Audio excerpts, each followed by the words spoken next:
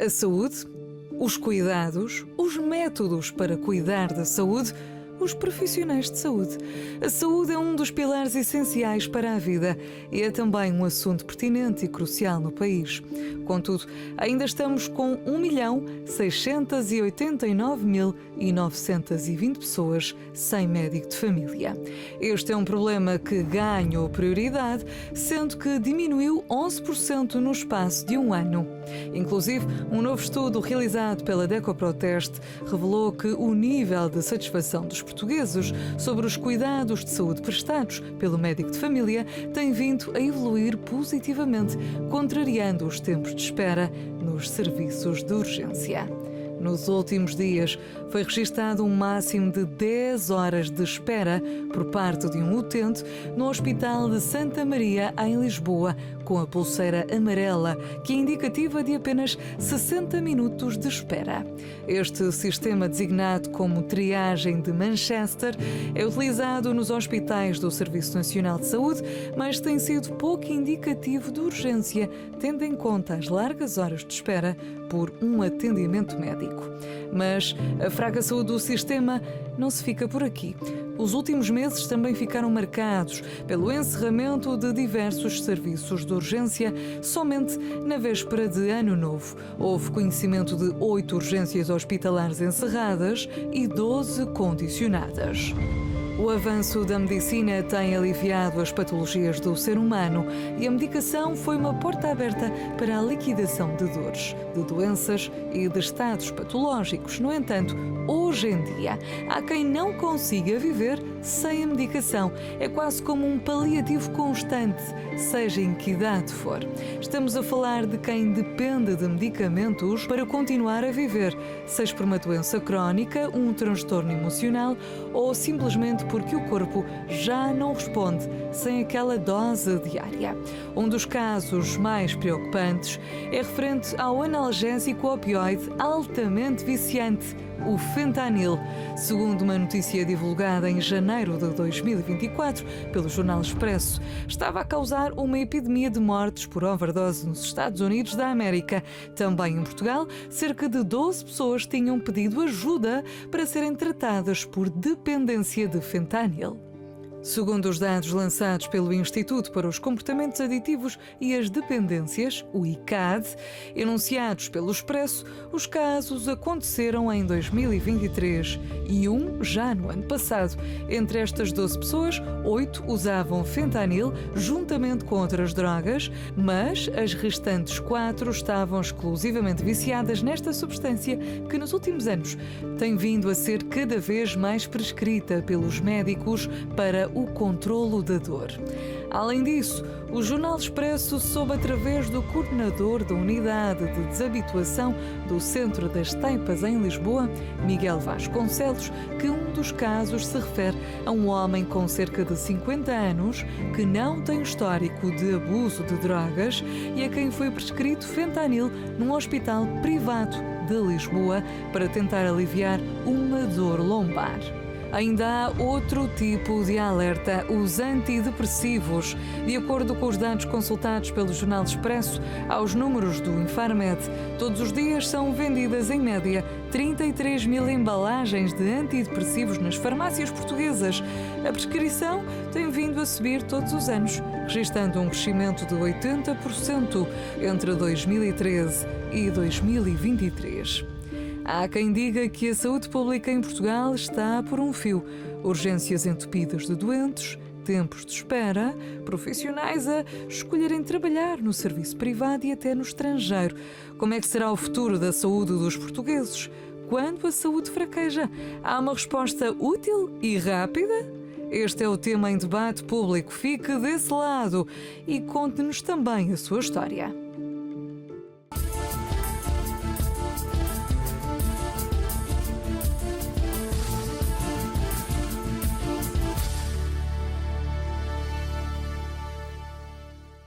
Olá a todos, sejam bem-vindos a mais um programa Debate Público. Estamos em direto, 23 horas 14 minutos, e vamos falar hoje sobre essa questão da saúde, né? Muitas pessoas com a saúde debilitada, muitas pessoas que realmente estão sem este apoio básico, essencial para a vida humana.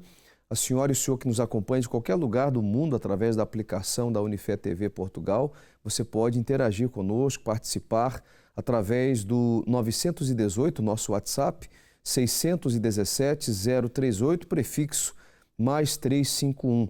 Você que está acompanhando de Portugal, 210-346-091 ou 218-368-008. Para você que acompanha através das redes sociais, dá uma passadinha já nos stories da nossa página no Instagram. Nós temos algumas questões relacionadas ao tema de hoje. Vamos colocar já a primeira questão para as pessoas poderem interagir, deixar o seu ponto de vista. Como avalia a saúde pública em Portugal? Muito boa, mas poderia melhorar, muito má, ou você não sabe dizer? De repente você é uma pessoa que não depende muito da questão de apoio em relação à sua saúde, você vai com pouca frequência ao médico, ou de repente com nenhuma frequência, de repente você já há muitos anos que não busca, não precisa, não necessita de um apoio para a sua saúde, mas o que interessa é que você pode deixar o seu ponto de vista em relação ao tema de hoje. A segunda questão que nós temos, você costuma marcar consultas ou exames no SNS? É muito difícil, raramente você consegue facilmente, ou você não usa o serviço. Temos uma terceira questão: quais são os principais desafios que carecem de resolução no SNS? Tempo de espera nas urgências, falta de profissionais de saúde, condições das infraestruturas ou acesso a consultas de especialidade. Quais são os principais desafios, na sua opinião? E temos a quarta questão, que é justamente a saúde dos portugueses. Como está? Como está a saúde da nossa população? Você toma medicamentos todos os dias? Você é uma pessoa dependente de uma determinada medicação? Você se automedica? Você tem uma saúde boa, né? Estável, é saudável? Ou você sofre com algum tipo de patologia? Você pode agora mesmo interagir conosco, a nossa página no Instagram, @unifetv.pt. Aqui nos nossos estúdios nós temos o nosso convidado, que vai nos ajudar muito no tema de hoje, falando sobre o assunto, o Rui Santos, que é enfermeiro e pertence à Associação Portuguesa de Enfermeiros. É isso mesmo, senhor Rui? Exatamente. Antes de mais, boa noite. E em nome da Associação Portuguesa de Enfermeiros, uma associação mais antiga de enfermeiras em Portugal, sim, agradecer o convite direcionado, e é com todo o gosto que participamos neste vosso debate, neste nosso debate. E para falar de saúde é sempre um assunto delicado, porque se trata de um bem essencial, algo essencial para a vida humana, né? Quando se trata de saúde, nós não estamos a tratar de um produto, de um objeto, estamos a tratar de vidas. O senhor já está nessa área há quantos anos, senhor? Eu sou enfermeiro, fez esta semana precisamente 29 anos. 29 anos. Sou enfermeiro numa instituição pública de saúde em Lisboa, sim, na Unidade Local de Saúde de São José, no Hospital São José. Eu acho que este é um bem precioso que nós temos em Portugal, o Serviço Nacional de Saúde, que trouxe ganhos imensos e avanços civilizacionais tremendos. Ou seja, nós hoje poderemos dizer que temos uma cobertura vacinal excepcional, nós temos tido uma diminuição das taxas de mortalidade, nós temos tido um aumento da esperança média de vida. Naturalmente que isto também é fruto das condições socioeconómicas do país, mas também fruto de um Serviço Nacional de Saúde que eu tenho para mim, e a Associação Portuguesa de Enfermeiros também tem, que é um Serviço Nacional de Saúde forte e bom.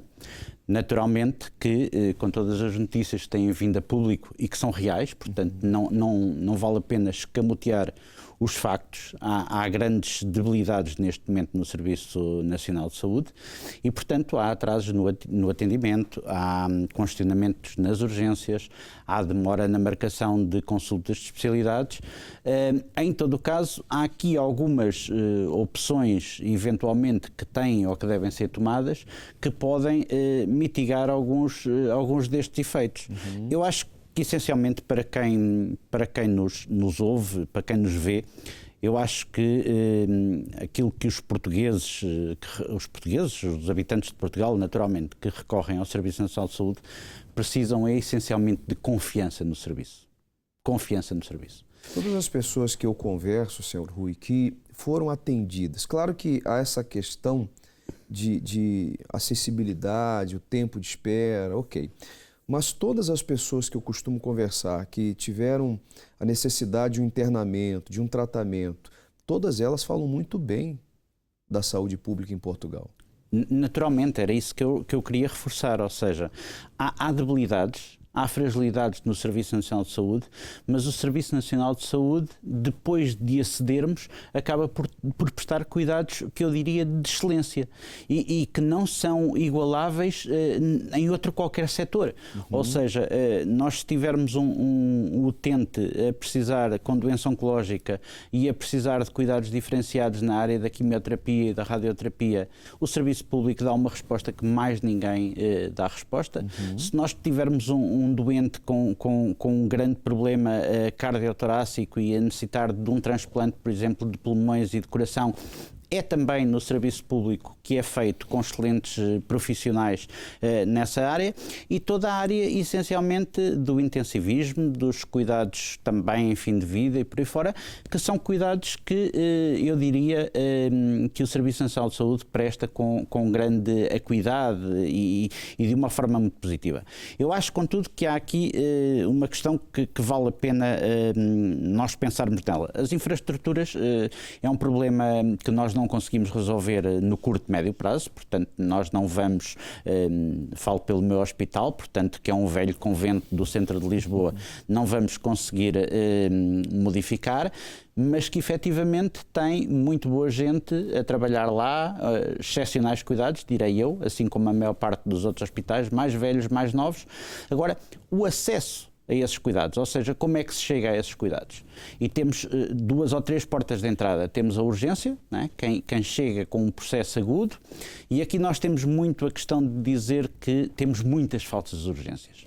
E havia um médico há muitos anos atrás que me dizia: como é que nós explicamos às pessoas o que é isto de uma falsa urgência?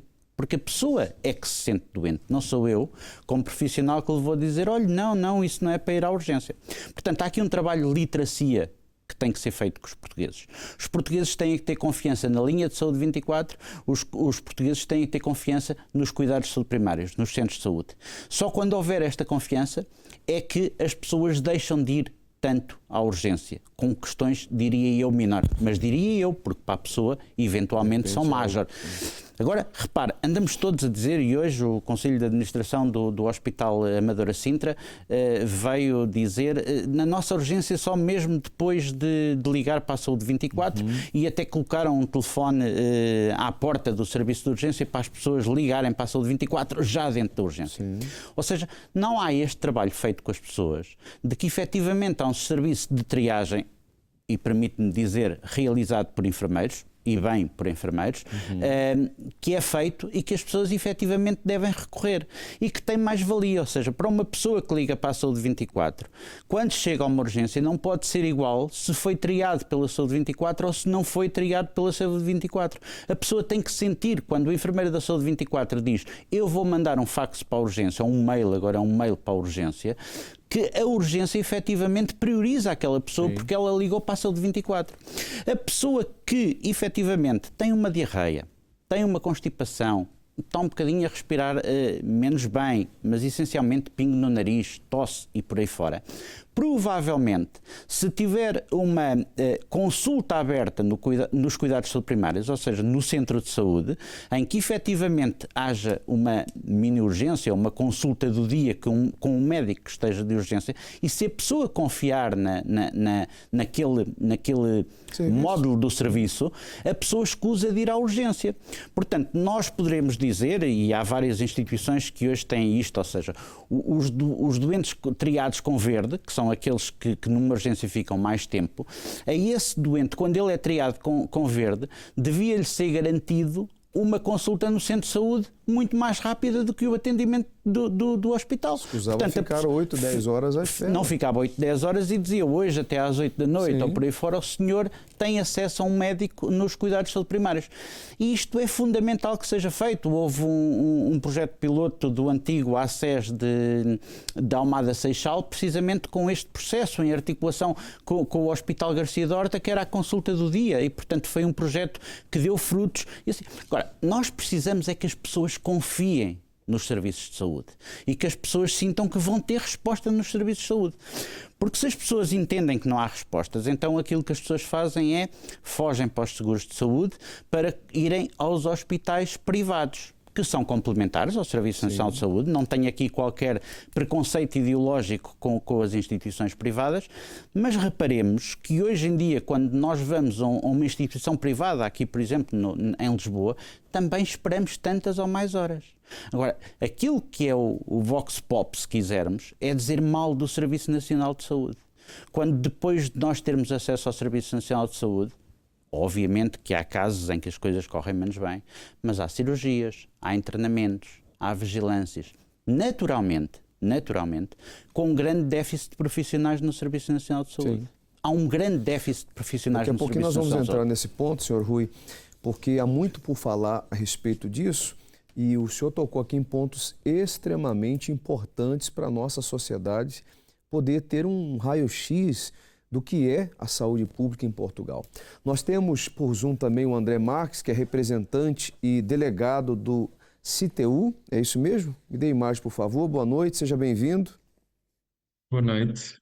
Do CTU, sim, boa noite.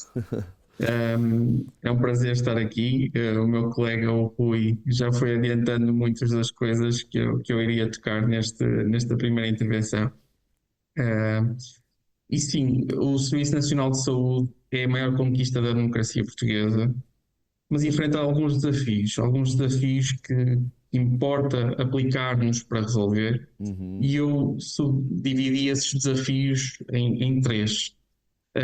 Em primeiro lugar, eu acho que nós temos que apostar numa valorização dos profissionais de saúde, garantindo melhores condições para fixar talento. Nós temos que efetivamente que dar condições ao Serviço Nacional de Saúde para competir com o privado pelos melhores profissionais, e aí o Serviço Nacional de Saúde terá vantagem, uma vez que é ele que os forma.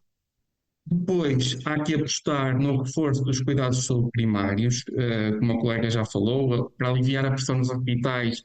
Só é possível fazê-lo melhorando a prevenção, apostando em programas como o Ligante Salve Vidas, que hoje foi implementado na Amadora Sintra, mas que é uma realidade na minha OLS há algum tempo já, e com resultados muito positivos, com uma redução de cerca de 30% dos episódios de urgência evitáveis, o que é significativamente relevante. E depois é preciso nós tornarmos a gestão mais eficiente e menos burocrática. Existem novos modelos de gestão no SNS, modelos de gestão que já foram inclusivamente testados internacionalmente, têm que ser aplicados com coragem e sem receio. Falo nomeadamente dos centros de responsabilidade integrada, onde os profissionais têm uma palavra ativa no planeamento daquilo que devem ser os objetivos do serviço, no planeamento dos cuidados, e que os melhores podem ser recompensados pelo seu trabalho. Este é o caminho que eu acho que devemos seguir. É um caminho que não é fácil, mas é um caminho que irá dar melhor resposta, de certeza, à população portuguesa. Agora, em relação ainda a isso, senhor André, como é que o senhor avalia ou o que poderia ser, por exemplo, feito para que houvesse uma consciência, né, maior por parte das pessoas, dos utentes, programas de incentivo, aquilo que o senhor Rui já falou aqui também, porque a gente percebe essa falta de consciência por parte de muitas pessoas. No fundo, às vezes eu acho que o problema não será a falta de consciência, mas é a necessidade de uma resposta. E, em última linha, o serviço de urgência dará uma resposta. Pode ser uma resposta que demora 10 horas, mas ela chegará. E portanto, aquilo que nós temos que apostar é em caminhos alternativos que efetivamente tenham resposta também aos doentes, nomeadamente as consultas abertas nos cuidados de saúde primários, já aqui foi falado, mas também na prevenção e no ensino. E o ensino pode-se fazer muito mais cedo, numa fase saudável da vida. Nós podemos apostar, existem países já a apostar fortemente na saúde escolar. Infelizmente em Portugal isso ainda não é uma realidade muito presente, mas que tem ganhos. Os Estados Unidos da América, por exemplo, têm esses programas implementados em todas as escolas, desde suporte básico de vida a outro tipo de programas relacionados com a saúde, e que têm resultados depois na população. E, portanto, acho que nós também devemos apostar por aí. Daqui a pouquinho eu volto com o senhor, tenho mais perguntas. Vamos agora às ruas de Lisboa saber o que as pessoas falam sobre essa questão da saúde pública. Na sua opinião, como é que está a saúde pública no nosso país? Mal, Porquê? porque não temos consultas e temos que esperar muito tempo para ser tratados, a ser médico de família, também não. Portanto, é complicado. Eu não sou médico nem enfermeiro, mas parece que a coisa não vai lá muito bem, não é? Só o que eu tenho a dizer, mas eu espero que melhore, não é? Vamos a ver.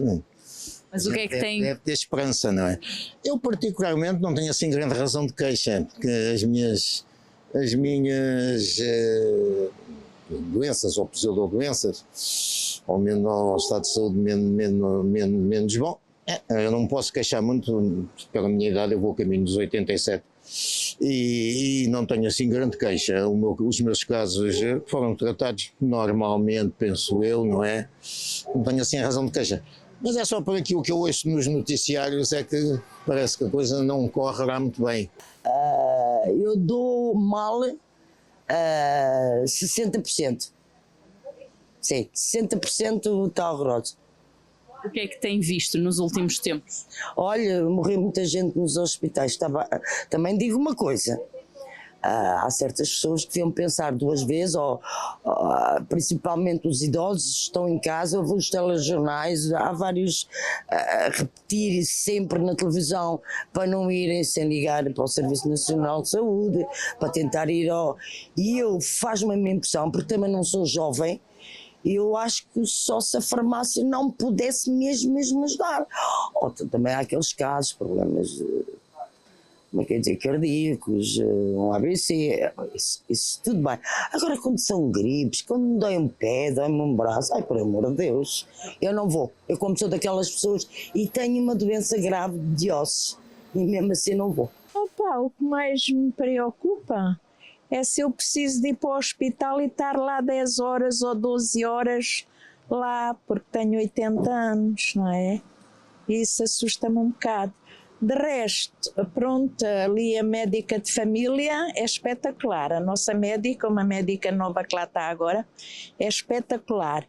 Só que, pronto, as consultas, meu marido foi lá para marcar uma consulta para mim, porque não faço análise já há muito tempo, e foi lá e só para março é que pode marcar, só se for para lá às 6 da manhã.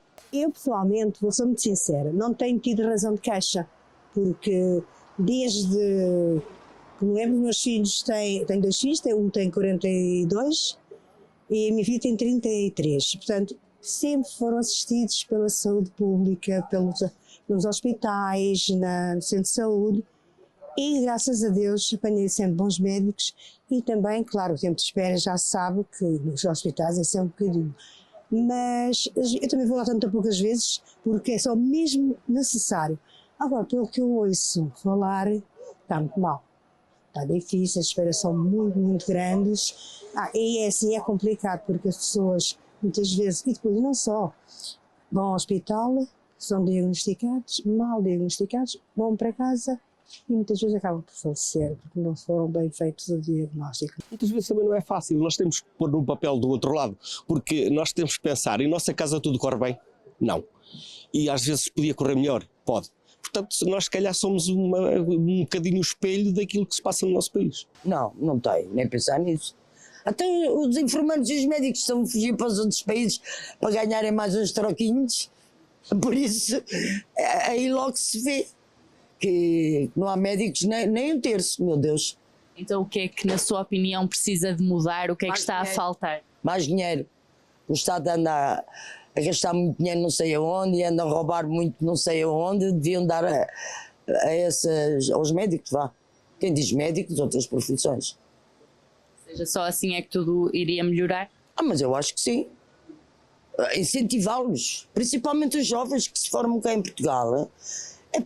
Se eles fogem, é porque lá ganham, se vão embora, é porque lá ganham X e aqui ganham Y. O que me assusta na saúde realmente os hospitais, porque eu não sei, nunca se viu isto.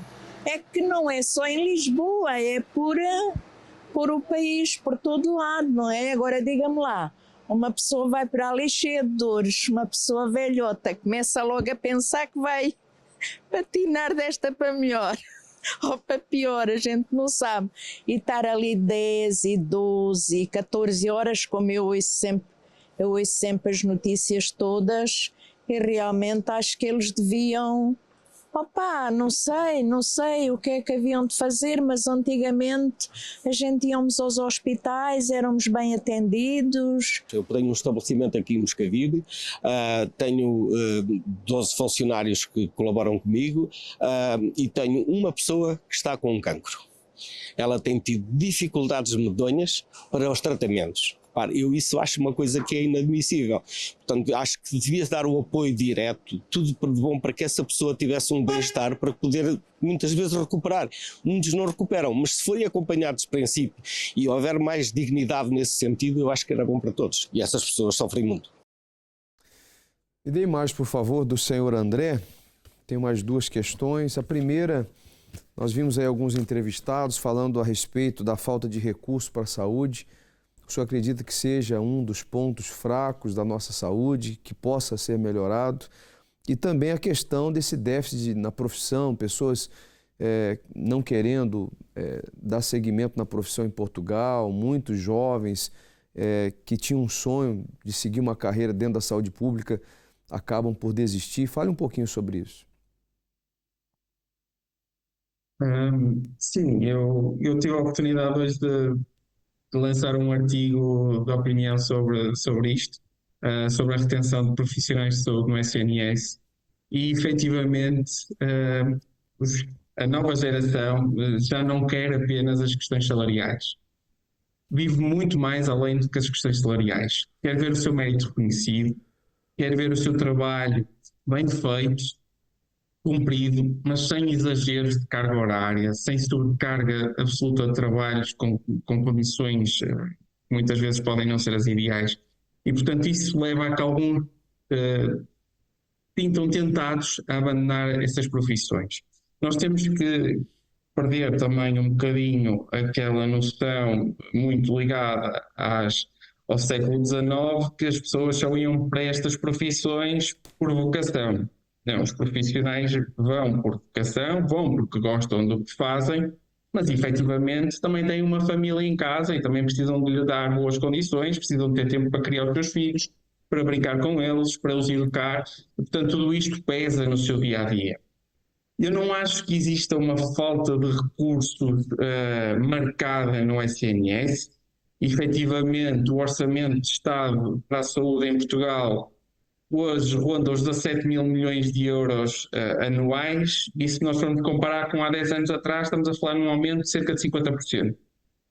Agora, efetivamente, existe uma necessidade maior de cuidados de saúde por parte da população, existem novos tratamentos que custam muito mais dinheiro ao erário público, e, portanto, nós temos que dar resposta a novas situações. Não há, efetivamente, uma falta...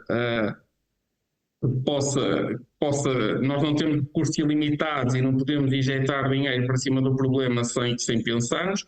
Temos é que pensar como é que ficamos com os melhores, como é que prestamos ainda melhores cuidados aos nossos cidadãos, porque é importante aquilo que o meu colega Rui disse há pouco, o SNS presta bons cuidados aos cidadãos. E mesmo aqueles que recorrem ao privado, se a situação se agravar, é importante aqui que se diga, em última linha vão acabar a recorrer ao SNS, que é lá que estão as respostas de última linha, e nós já verificamos isso com várias situações, inclusivamente até com algum mediatismo público associado aos mesmos.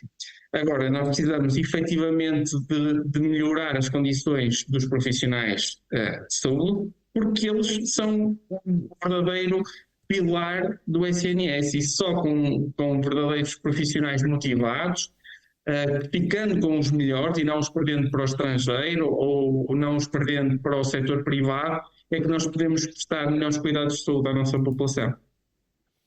E eu estava aqui a analisar alguns pontos do sindicato. Um dos objetivos, né, do sindicato é exatamente promover essas ações entre os enfermeiros para que a profissão seja reconhecida. Fale-nos um pouquinho a respeito desses ideais que o sindicato tem. Sim, aquilo que nós queremos e temos lutado nos últimos anos, e felizmente conseguindo alguns resultados para a profissão, resultados que ainda são escassos, mas que são um ganho efetivo em relação a uma situação que tinha 15 anos de estagnação. Existem ainda muitos pontos para melhorar, mas efetivamente nós não podíamos ter enfermeiros a ganhar salário mínimo para prestar cuidados de saúde. Não podemos ter isso. Não podemos continuar a achar que vamos ter enfermeiros com 65 anos a prestar cuidados num internamento de um hospital. É impossível. A profissão tem especificidades. Teremos que repensar no futuro como é que poderemos pensar na idade da reforma, na diminuição. Não é igual trabalhar por turnos, trabalhar de segunda a sexta-feira, das 9 às 5 da tarde, com muito respeito que eu tenho por todas as pessoas que cumprem esse horário, ou um horário normal. Efetivamente, é preciso reconhecer aqueles que deixam a sua família nas festas de aniversário dos seus filhos, nas festas de Natal, para cuidar dos outros. Nós deixamos os nossos para cuidar dos outros e por isso precisamos de ser reconhecidos. Mas não somos só nós, são todos os profissionais de saúde do SNS. Claro que eu aqui foco nos enfermeiros, nós somos um sindicato que representa enfermeiros. Nós lutamos então por um reconhecimento da valorização da profissão. A profissão de enfermagem evoluiu cientificamente muito nos últimos anos. Hoje todos os enfermeiros são licenciados, há muitos anos que já o são.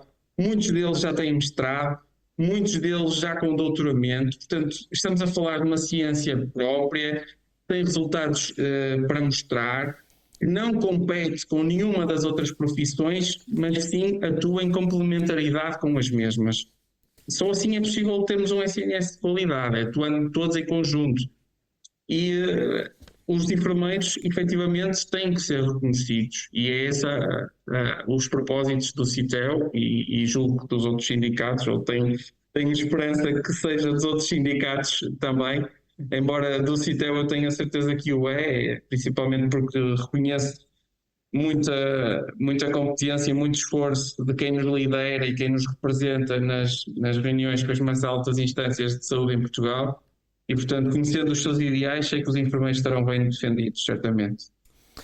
Senhor André, eu agradeço a sua participação, muito gosto em tê-lo aqui no programa, obrigado pela sua disponibilidade, tá bem? Até um próximo programa para falar mais sobre o tema, porque é um caso realmente pertinente, é um assunto que sempre tem que estar aqui à mesa do debate, porque se trata de utentes e se trata também de profissionais da saúde, como o senhor falava, que tem família, que precisa dar condições de vida, né, para os seus. Vamos falar muito ainda sobre esse assunto, com certeza. Muito obrigado. Obrigado, Léo, pelo convite. Você pode participar conosco, ligar 210-346-091. Você pode fazer uma pergunta, esclarecer, mandar um WhatsApp, inclusive interagir conosco nas nossas redes sociais. Coloca aí as questões, por favor, só para as pessoas poderem já saber quem se conectou agora ao programa, quem sintonizou agora no programa. Nós temos aí as questões que você pode participar, deixar o seu ponto de vista a respeito da saúde pública em Portugal. Você concorda com o que foi falado até agora? Temos aí a primeira questão, como é que você avalia a saúde pública em Portugal? A segunda questão é, você costuma marcar consultas ou exames no SNS? Você pode também deixar aí o seu comentário. A terceira questão, quais são os principais desafios que carecem de resolução no SNS? E a quarta e última questão, a saúde dos portugueses. Como é que está a sua saúde? Você pode compartilhar conosco? Então você pode agora mesmo dar um pulinho lá nos stories da nossa Unifé TV, a nossa página no Instagram. Vamos agora às ruas de Porto, saber o que as pessoas falam sobre o tema e já eu volto aqui nos estúdios para conversar um pouco mais com o nosso convidado de hoje, o senhor Rui Santos, que é enfermeiro e que está conosco também para debater esse assunto tão importante que é saúde pública. Qual é a sua opinião sobre a situação atual do sistema de saúde pública em Portugal? É uma porcaria mesmo, eu acho. Não é que eu tenha razão de queixa, mas acho. E porquê é que tem essa opinião? Por aquilo que a gente vê nas notícias, acho uma estupidez primeiro a gente ligar lá para o 112 para depois vir uma ambulância ou nos encaminhar, acho isso uma estupidez. Bem, eu acho que a saúde pública precisa de mais investimento.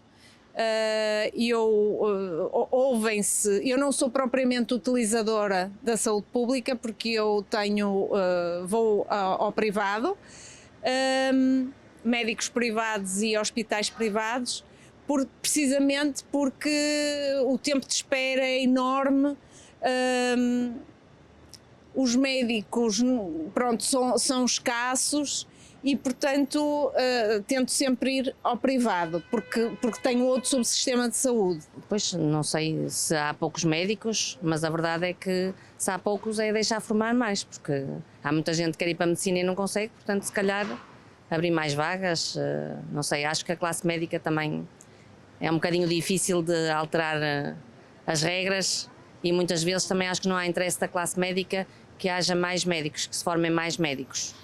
Mas os centros de saúde eu não uso muito, mas a ideia que tenho é que também não funcionam muito bem. Quanto à psicologia, até tenho ideia, porque já cheguei a pedir para a minha filha consultas de psicologia e foi-me negado. Mas acha que isto acontece também por falta de condições laborais? Muitos médicos preferem trabalhar fora do país? Acho que sim, na verdade, acho que aqui em Portugal quase toda a gente prefere trabalhar fora do país, não é? Os médicos, apesar de tudo, eu percebo que se calhar não estão tão bem quanto gostariam de estar, mas acho que ainda assim é das classes que está melhor relativamente às outras classes, portanto, pronto, não quer dizer que eles não devam ter melhores condições, acho que sim, por exemplo, acho que não deviam fazer urgências 24 horas, mas também acho que a classe médica não está muito interessada nisso. Alguma vez teve que esperar longas horas para ser atendida, por exemplo, nas urgências de um hospital?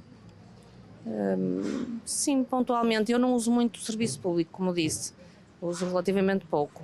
Mas já usei e o meu pai já usou, por exemplo, e já teve que esperar bastantes horas e era na altura uma pessoa que estava com demência e, portanto, não era muito fácil mantê-lo à espera. E, pronto, é o que é. Acha então que o SNS não está com as condições necessárias nem com os recursos para atender tanta população, tantas pessoas em Portugal?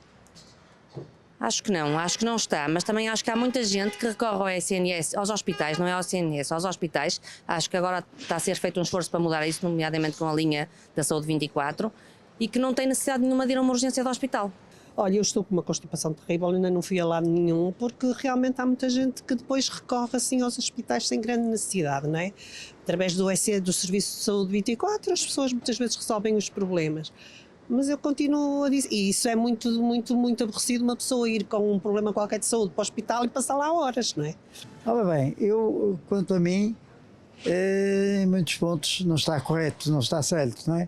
Eu pessoalmente não tenho razão de queixa, não é? Ando a ser tratado do Santo António em oftalmologia, chamam-me, não tenho qualquer problema. De resto... Mas tem acompanhado as notícias sobre os tempos de espera, falta de médicos? Isso é lamentável, não é? Isso é que é. É lamentável o tempo realmente que se perde, 8 horas, 10 horas, tudo mais. E porquê é que acha que isso acontece cada vez mais? Talvez por uma organização, talvez. Já passou por alguma situação assim parecida? Já. O meu filho, que tem asma, teve necessidade de ir a uma urgência e disse-me: "Oh mãe, eu não posso ficar aqui que estou muito mal, tenho 7 horas de espera." E, portanto, ele teve que ir a outro organismo, mas privado, não é? Não podia estar com asma e 7 horas à espera de ser atendido. Consultas é muito difícil. A gente liga para o centro de saúde e está o telefone a tocar e ninguém atende o telefone. Não sei se tem escassez de funcionários, provavelmente é isso. E depois é muito difícil de marcar consultas nos centros de saúde.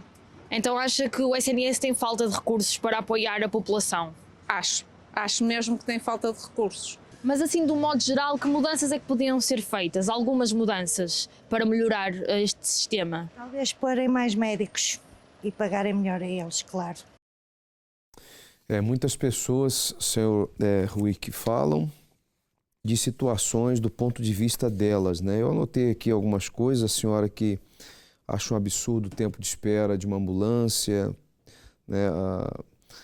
Ela até citou ali uma expressão tanto quanto feia, né? A respeito do sistema de saúde. Queria que o senhor comentasse um pouquinho a respeito dessas entrevistas, o que chama a atenção do senhor. Então, mais uma vez, dizer que também houve nestas entrevistas muita gente que disse que aquilo que houve é que está muito mal, mas quando recorrem aos serviços nem têm razões de queixa. Eu acho que vale a pena nós pegarmos aqui numa questão que é o que é notícia no país? É o que corre mal. Ninguém dá visibilidade àquilo que diariamente o Serviço Nacional de Saúde faz bem.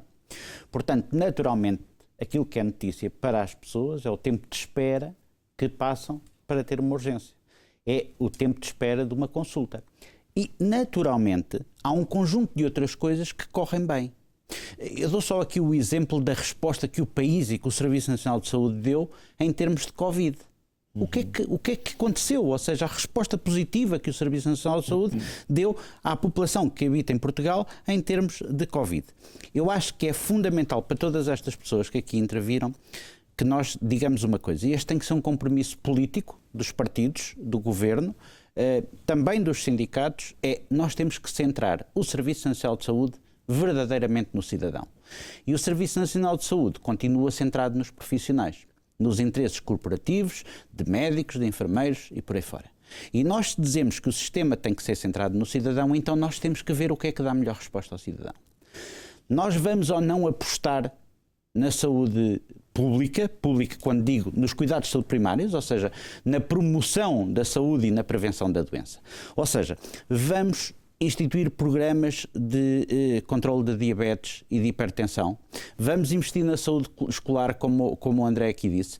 Vamos dotar... Nós não precisamos... Temos um discurso extremamente médico-cêntrico. Mas nós, dentro de 10, 15 anos, se tivéssemos aqui um pacto de regime e se apostássemos na promoção e na prevenção, dentro de 10 ou 15 anos não estávamos a falar em consultas.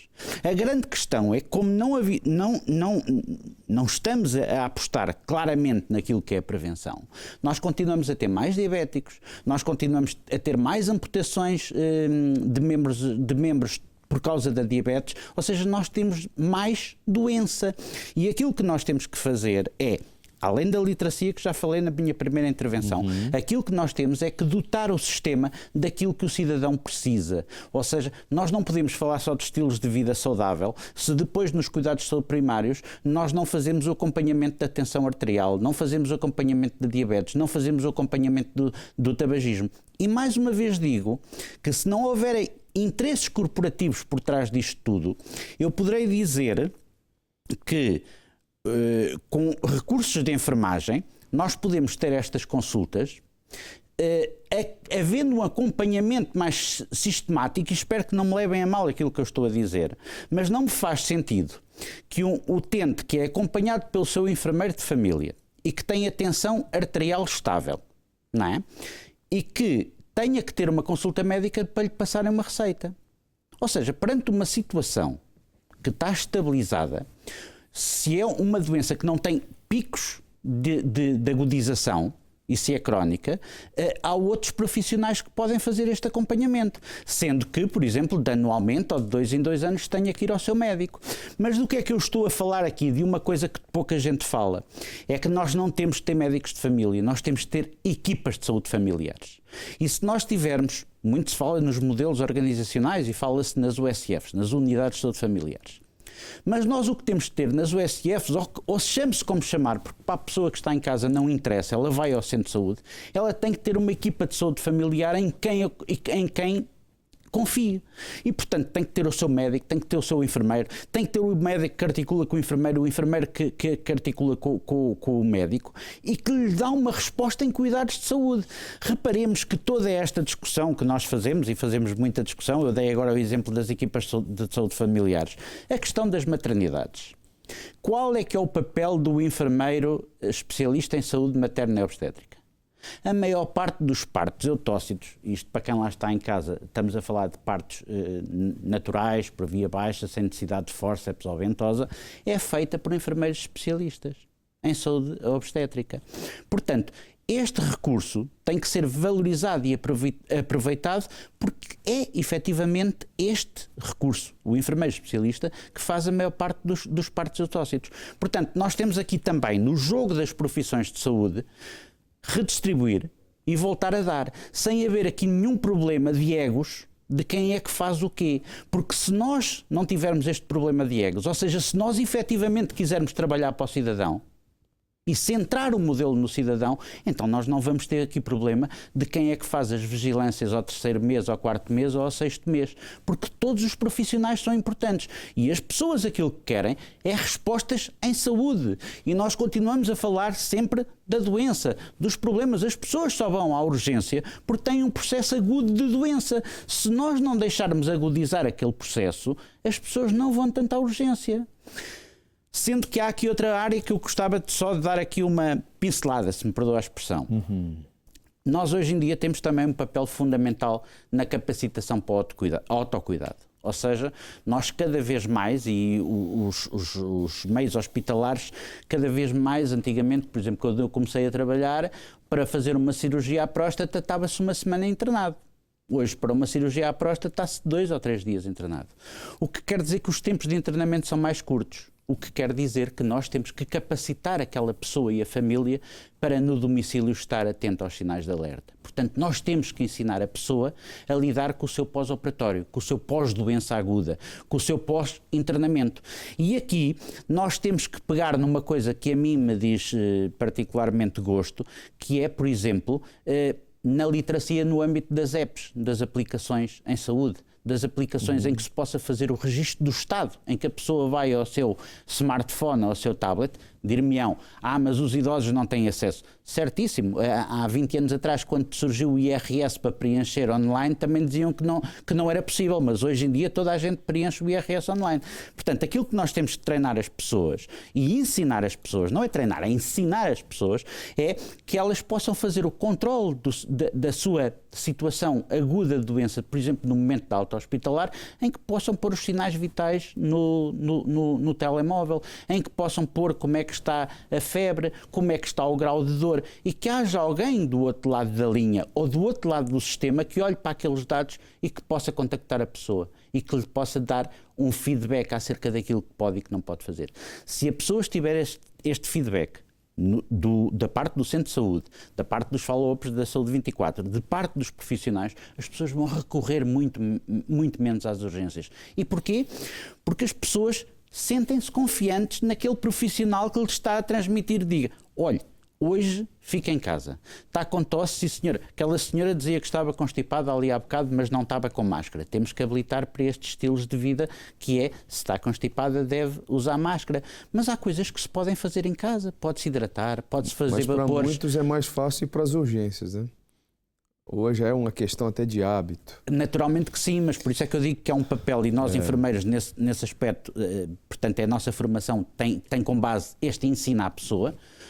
E eu, por exemplo, também já trabalhei na Saúde 24 e é gratificante quando uma mãe nos liga a dizer que a criança está com uma tosse específica e assim, que a pessoa vai ao telemóvel e nós sentimos a respiração da criança e dizemos, olha, aquilo que vai fazer, vai arrefecer a criança, vai abrir o congelador e a criança vai tomar um bocadinho do ar fresco para diminuir o edema e e nós dentro de meia hora ligamos para ver se está melhor. E só dentro de meia hora é que avaliamos. Se ele estiver pior, vai para o hospital. Se estiver melhor, fica em casa, e o cuidado que nós demos surtiu efeito. Portanto, há aqui um conjunto, uma panóplia vasta de cuidados não farmacológicos, ou seja, isto não passa tudo pelo medicamento, não é? Ou seja, nós costumamos dizer, a pessoa tem febre, toma paracetamol. Peço desculpa pela utilização do nome do medicamento. Não, mas se calhar a primeira coisa que faz é arrefecimento, é tirar aquela camisola quente que tem. Portanto, há aqui uma questão que é centrar este modelo todo na pessoa, nos estilos de vida saudável e muito na capacitação, na autonomia e no ensino às pessoas daquilo que elas podem fazer. E eu continuo a dizer que a confiança neste processo todo é fundamental para que as pessoas, por exemplo, entendam que às vezes o meio da urgência não lhes trata o problema delas e as 10 horas de espera traz-lhes mais 2 ou 3 problemas que elas não tinham. Até porque as pessoas maior, né? Desgasta não só do ponto de vista psicológico, mas temos aqui uma questão que é, temos de ter a noção de que as questões respiratórias propagam-se a uma velocidade louca, e a maior parte daquilo que está a entupir a urgência tem a ver com as questões respiratórias que se propagam. Portanto, aquela pessoa que muitas vezes até só tem um pingozinho no nariz, que até é de uma cor clara, que não está infectada e por aí fora, e que vai à urgência, pode sair de lá com uma pneumonia. Não estou aqui a alarmar as pessoas, mas estou efetivamente a dizer que há um conjunto de cuidados que se podem fazer em casa. Portanto, a hidratação é fundamental, há um conjunto de ensinos. Portanto, eu diria que politicamente às pessoas pouco interessa se nós temos o SF, se temos o LIS, o nome das coisas, das reformas políticas. Aquilo que interessa às pessoas, eu como enfermeiro e em representação da Associação Portuguesa de Enfermeiros, aquilo que interessa é cada profissional poder fazer no sistema aquilo que está habilitado e que teve formação para fazer, que trabalhe em complementaridade, sem egos e que dê uma resposta de confiança ao cidadão. O cidadão é o centro de todo o plano de cuidados que nós temos que ter. E, portanto, se nós trabalharmos isto, nós vamos impedir agudizações, nós vamos ter mais pessoas em casa. E depois pedia também à comunicação social que, quando fosse a um hospital dar a notícia das 10 horas de espera, ligasse para o Conselho de Administração e dissesse assim: podemos aqui fazer uma notícia a seguir de alguma coisa que se faça de bem no serviço, ou no hospital, ou no centro de saúde. E acredite que há coisas fantásticas. Mas uma questão, até por conta do tempo, senhor Rui, um dos entrevistados falou também a respeito dessa questão de ego, né? O senhor mencionou aí. Realmente o senhor concorda com isso? Há uma classe médica que não quer mais médicos. Eu estava aqui ler um artigo, não é muito recente, é de 2024, do Diário de Notícias, que publicou um artigo dizendo que nos últimos 5 anos, 20 mil profissionais da área da saúde rescindiram contratos e não voltaram. Aí tem aqui um resumo da matéria: médicos, enfermeiros e assistentes foram os que mais saíram do SNS entre 2019 e 2023. Então, eu queria que o senhor falasse um pouquinho a respeito disso.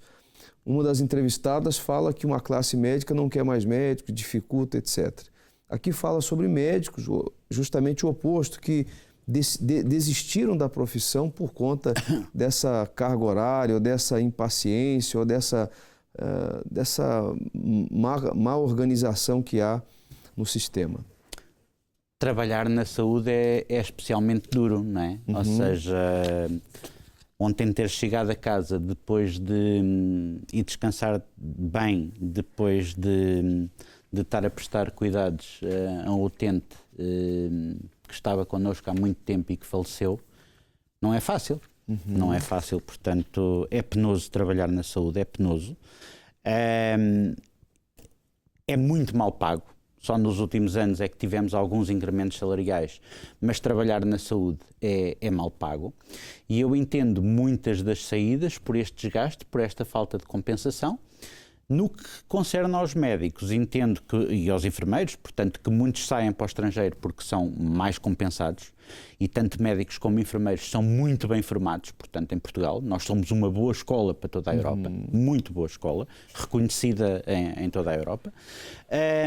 Agora, efetivamente, há muita gente a fugir para o privado, o colega André já aqui falou disto, portanto, há aqui uma disparidade, ou seja, nós sabemos que no privado é muito mais fácil pagar ao ato pagar à consulta e por aí fora. Portanto, nós sabemos que um médico, não vou dizer nada que uma pessoa estranhe, mas que um médico, provavelmente, que opera 2 tardes no privado, consegue tirar o ordenado correspondente a quase um mês no serviço público. Portanto, nós temos que ver esta dimensão. Quanto à questão de haver dos médicos não quererem que haja mais formação de médicos, essa é uma questão que eu não vou teorizar sobre ela. Em todo o caso, temos sempre para nós, em qualquer coisa, que quando o bem é escasso, ele fica mais caro. Não é? Portanto, quando o bem é escasso, fica mais caro. Portanto, nós sabemos que, por exemplo, e para não meter a foice em seara alheia, perdoa a expressão, mas estamos a falar para as pessoas, os enfermeiros, em tempo de Covid, no seu trabalho à tarefa para fazer vacinação, para fazer testes Covid e assim, cresceu bastante e justamente, e quanto a mim justamente, o seu valor desse trabalho. Porquê? Porque era um bem que era muito necessário naquela altura. Era o foco, não é? Era o foco. Exato. O que quer dizer que sempre que temos um bem escasso, quando ele vai ao mercado, isto é regras de mercado, ou seja, é muito mais valioso, não é? Portanto, eu também poderei dizer que há profissionais de saúde a deixarem o vínculo que têm com o Estado para trabalharem na mesmíssima instituição, subcontratados por uma empresa privada e a ganharem o triplo daquilo que ganham. Portanto, deixam de ter um vínculo, deixam de ter aqui um sustento, mas que na prática e no imediato o valor que vão receber é muito maior. Portanto, são todas estas debilidades com que nós lidamos no dia-a-dia e que acho que deveríamos pensar nelas com um verdadeiro pacto para a saúde dos portugueses. Ou seja, isto é supra-partidos, isto é supra-governo, isto é supra-profissões. Ou seja, mais uma vez digo, as pessoas é que contam, as pessoas são o motivo de nós prestarmos cuidados e, portanto, falei aqui de médicos, falei aqui de enfermeiros, mas naturalmente que há um conjunto de outros profissionais. Sim, há uma vasta, os assistentes técnicos, os assistentes operacionais, os farmacêuticos, os psicólogos, os assistentes sociais, todo um conjunto de gente que no dia-a-dia, quer no centro de saúde, quer nos hospitais, dão o seu melhor para que a coisa corra bem e vá a seu porto. Por último, deixava aqui também uma ideia que acho que é importante, ou seja, nós temos em Portugal a Rede Nacional de Cuidados Continuados Integrados, neste momento com poucas camas, com insuficientes camas, portanto era importante que tivéssemos mais retaguarda para que as pessoas em situação já de alguma cronicidade de doença pudessem desocupar algumas instituições e fossem para a Rede Nacional de Cuidados Continuados Integrados, que tem várias valências, desde a reabilitação à longa duração, e também um grande incremento numa área que eu acho que é fundamental, que é os cuidados paliativos em Portugal, sejam eles de adultos, sejam eles pediátricos, são fundamentais e fazem-se coisas fantásticas que nós não fazemos a mínima ideia, ou seja, é tal coisa, não são notícia, não é? Mas as equipas de cuidados domiciliários, por exemplo, na área dos cuidados paliativos, fazem coisas excepcionais do ponto de vista de uma morte digna em casa, sem as pessoas recorrerem ao hospital para irem morrer e morrerem serenamente onde querem morrer, na sua casa, em companhia dos seus familiares e sem dor e sem queixas, porque têm os sintomas controlados. E ensinar as famílias a fazer todo este processo é interessantíssimo. Portanto, são áreas, eu continuo a dizer, trabalhar na saúde é penoso, mas tem o seu valor, não é?